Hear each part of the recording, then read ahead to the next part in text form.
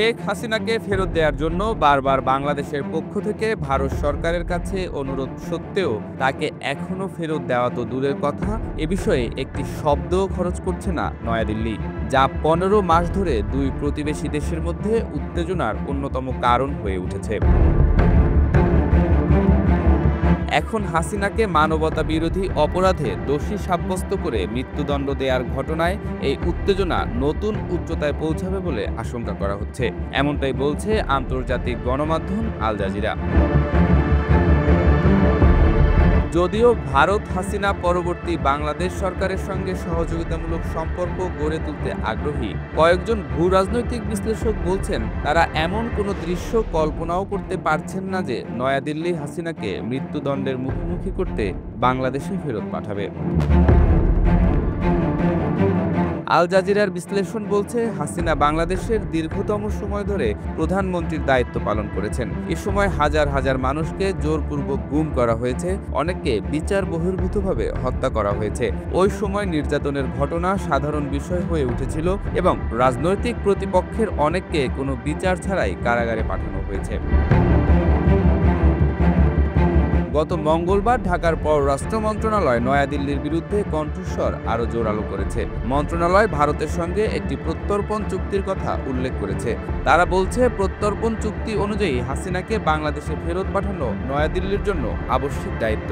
তারা আরও বলেছে, ভারত যদি হাসিনাকে ক্রমাগত আশ্রয় দিয়ে যায় তাহলে তা হবে অত্যন্ত অবন্ধুসুলভ পদক্ষেপ এবং ন্যায় বিচারের প্রতি অসম্মান। তবে ভারতের রাজনৈতিক বিশ্লেষকরা আন্তর্জাতিক গণমাধ্যমে বলছেন, প্রত্যর্পণ চুক্তিতে একটি ব্যতিক্রমের কথা বলা আছে। রাজনৈতিক ব্যক্তিত্বের ক্ষেত্রে এই ব্যতিক্রমী ধারা ব্যবহার করা যাবে। অধ্যাপক সঞ্জয় ভরদ্বাজ বলেন, ভারত এই ঘটনা অর্থাৎ হাসিনার মামলা বাংলাদেশের ক্ষমতাসীন রাজনৈতিক শক্তিগুলোর রাজনৈতিক প্রতিশোধ হিসেবে দেখছে। ভরদ্বাজ আরও বলেন, নয়াদিল্লি মনে করে বর্তমানে বাংলাদেশে ভারত বিরোধী শক্তি ক্ষমতায় আছে। ইউনূস প্রায়ই ভারতের সমালোচনা করেন। হাসিনাকে পদত্যাগে বাধ্য করা বিক্ষোভ আন্দোলনের নেতা ও অংশগ্রহণকারীরাও প্রায়ই সাবেক প্রধানমন্ত্রীকে সমর্থন দেওয়ার জন্য নয়াদিল্লিকে দায়ী করেন। এসব দিক বিবেচনায় নিলে হাসিনাকে হস্তান্তর করার মানে হবে ভারত বিরোধী শক্তিকে বৈধতা দেয়া। হাসিনার বিরুদ্ধে রায় ঘোষণার পর ভারতের পররাষ্ট্র মন্ত্রণালয় একটি বিবৃতি দিয়েছে। এতে বলা হয়েছে, হাসিনার রায়ের বিষয়ে ভারত অবগত হয়েছে এবং তারা সব সময় অংশীজনের সঙ্গে গঠনমূলকভাবে যুক্ত থাকবে। ভারত আরও বলেছে, তারা শান্তি, গণতন্ত্র, অন্তর্ভুক্তি এবং স্থিতিশীলতার ক্ষেত্রে বাংলাদেশের জনগণের সর্বোত্তম স্বার্থ নিশ্চিত করার বিষয়ে প্রতিশ্রুতিবদ্ধ।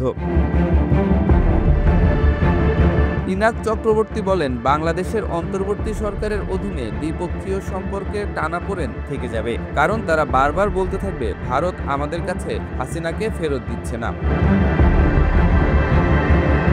পিনাক চক্রবর্তী মনে করেন, আগামী বছর ফেব্রুয়ারিতে বাংলাদেশে অনুষ্ঠেয় নির্বাচনের মধ্য দিয়ে নতুন সূচনা হতে পারে। যদিও নির্বাচনে হাসিনার নেতৃত্বাধীন আওয়ামী লীগকে অংশগ্রহণের সুযোগ দেয়া হচ্ছে না।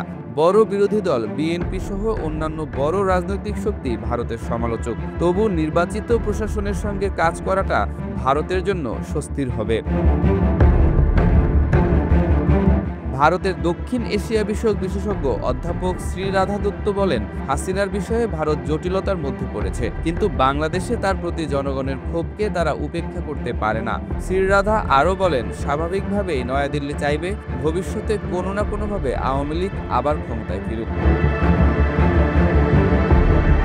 রাধা দত্তের মতে, হাসিনা ভারতের জন্য সবসময় সর্বোত্তম পছন্দ, কিন্তু বাস্তবতাও ভারতকে মানতে হবে। বাংলাদেশের রাজনীতিতে হাসিনাকে আর কখনো সুযোগ দেওয়ার সম্ভাবনা নেই বললেই চলে। এর পরিবর্তে ভারতের উচিত ঢাকার অন্য রাজনৈতিক শক্তির সঙ্গে সম্পর্ক গড়ে তোলা। ক্ষমতাচ্যুত হয়ে যখন হাসিনার পালানোর প্রয়োজন হলো, তখন তিনি কোথায় আশ্রয় চাইতে পারেন তা নিয়ে তেমন একটা দ্বিধাদ্বন্দ্ব ছিল না বললেই চলে। নয়াদিল্লিতে পৌঁছানোর পর ভারতের জাতীয় নিরাপত্তা উপদেষ্টা অজিত দোভাল তাকে সাদরে গ্রহণ করেন। ভারতের সাবেক হাইকমিশনার পিনাক চক্রবর্তী বলেন, এবার আমরা হাসিনাকে আমন্ত্রণ জানাইনি। একজন জ্যেষ্ঠ কর্মকর্তা তাকে স্বাভাবিকভাবে অভ্যর্থনা জানিয়েছিলেন, কারণ তিনি তখন প্রধানমন্ত্রী ছিলেন। ভারত তাকে থাকতে দিয়েছিল, কারণ সেটা ছাড়া আর বিকল্প কী ছিল।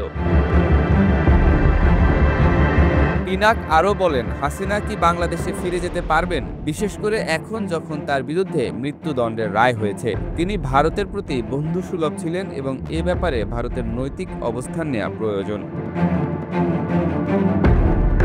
ওয়াশিংটন ভিত্তিক দক্ষিণ এশীয় বিশ্লেষক মাইকেল কুগেলম্যান বলেন, ভারতে হাসিনার উপস্থিতিটা দ্বিপক্ষীয় সম্পর্কের মধ্যে কাঁটা হয়ে থাকবে।